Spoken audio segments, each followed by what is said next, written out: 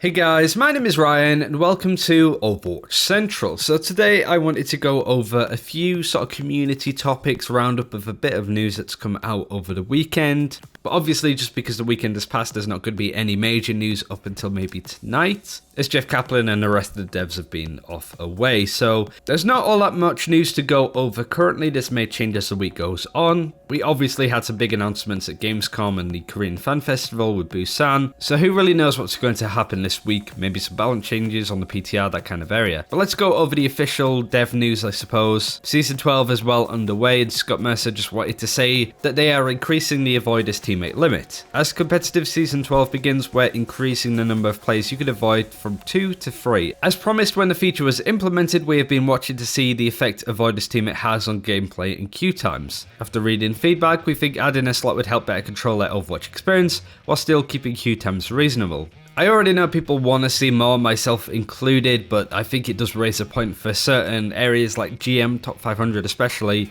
Having too many avoiders teammate slots will just mean that you will be waiting a long time for a queue. And I understand Blizzard's stance on this actually. They essentially don't want you, as the person that's avoiding people, to be punished with longer queue times because you avoided somebody for trolling or being toxic or whatever reason suits you under the sun really. This still raises a point to me of what the other social features are going to be. Apparently we're meant to be seeing some at the end of the summer, start of fall, and that's coming up to now essentially. And I'd like to see what other social features Blizzard want to add in. It seems that they have a lot that they're planning. They have been fairly quiet over the last month or two, so it wouldn't surprise me to see some new features added into the game fairly soon. That's apparently what we're expecting, but I'm honestly surprised that we haven't seen anything thus far. Now, one thing that I did want to talk about in this video was a Imager post and Reddit post about the Overwatch League pick rates. This was posted by Chiraz, and he essentially highlights that D.Va has maintained a pick rate over 8% in each stage. Nobody else has managed to do that, even Mercy, because obviously she had a big drop off in Season 2. But the one thing that I did want to highlight looking at the graph is the complete plummet and drop from Tracer, who had a pick rate of about 76%, nearly 80%, and it dropped all the way down to 25%, climbed a little bit, but ultimately hasn't gone very far. And I think this is a nice graphical analysis of the meta and how that shifted too. Widowmaker obviously went up. This would change now because the meta has had a big shift again.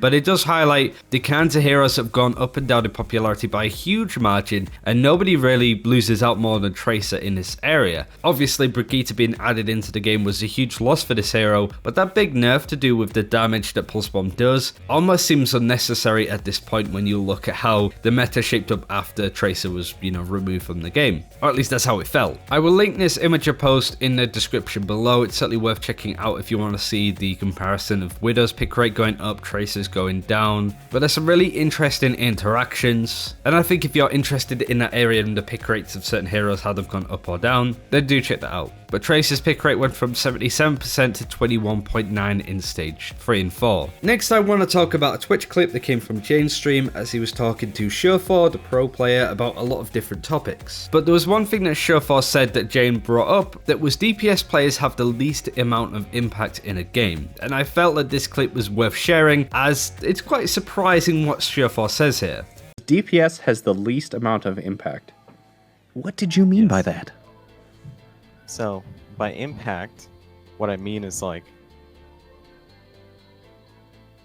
I've always thought about it, and I'm very bad at explaining things, but with impact, I'd say main tank is probably the most important position, so they have the most impact. Now, and DPS have the least amount of impact because they need so many things to happen for them to be able to do what they need to do. So, for example, one of the reasons that even though DPS has a very large pool of heroes they can play, but not all of them are really played, is because a lot of them are very situational and get shut down by a lot of different things. Whereas tanks can do a lot more with their kits and be able to provide a lot more impact by just existing.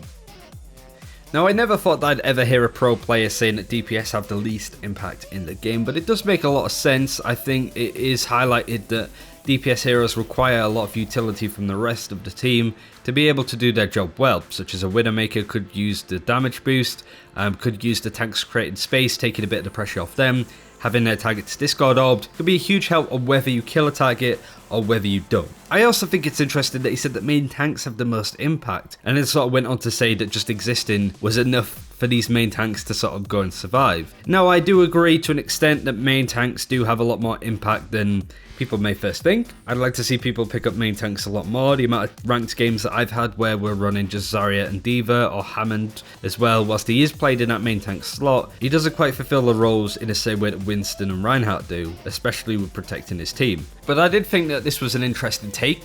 I also do somewhat agree, and I do want to hear what you guys think in the comments below, whether you agree or disagree with that statement. But as I said, this is just a nice short video to go over some of the community topics that have been brought up. There's not really much news at the start of the week, obviously, because it's just been the weekend, but I'm sure there's going to be a lot more this week, so do stay tuned, like and subscribe if you haven't already. Some interesting stuff to highlight today, but hopefully you enjoyed it. Thanks for watching, take care, we'll see you next time.